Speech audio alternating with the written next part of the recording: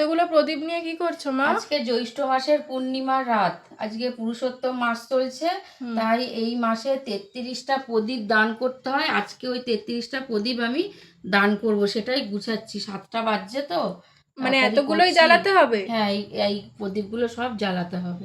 ঘি দিয়ে? হ্যাঁ, ঘিয়ের প্রদীপ জ্বালাতে হয়। তেল দিয়ে করা যেত না? না না না, এগুলো সব ঘিয়ের প্রদীপ দিতে হয়। ও, তার সাথে তুলসী কাষ্ঠটাও জ্বালিয়ে দেবো আজকে। কি ধরাচ্ছ গো? এই যে আজকে দেখো 33টা প্রদীপের সাথে সাথে একটা তুলসী কাষ্ঠও আমি ধরিয়ে নিলাম। আর যে পূর্ণিমা রাত তো, ভগবানের খুব ভালো, জ্যৈষ্ঠ মাসের আজ যে পূর্ণিমা, খুব ভালো দিন জানো তো। আজকে যদি 33টা প্রদীপ দান করতে খুব ভালো হতো। কেউ যদি না করে থাকো তাহলে করো। হরে কৃষ্ণ হরে কৃষ্ণ কৃষ্ণ। বন্ধুরা, তোমরা যদি কেউ 33টা প্রদীপ দান করে না থাকো, এখনো পর্যন্ত কিছুদিনও সময় আছে, তোমরা ভগবানের উদ্দেশ্যে 33টা প্রদীপ দান করে দাও। আজকে পূর্ণিমার রাত, আমি আজকে আমার ভগবানের উদ্দেশ্যে দেখো 33টা প্রদীপ দান করেছি।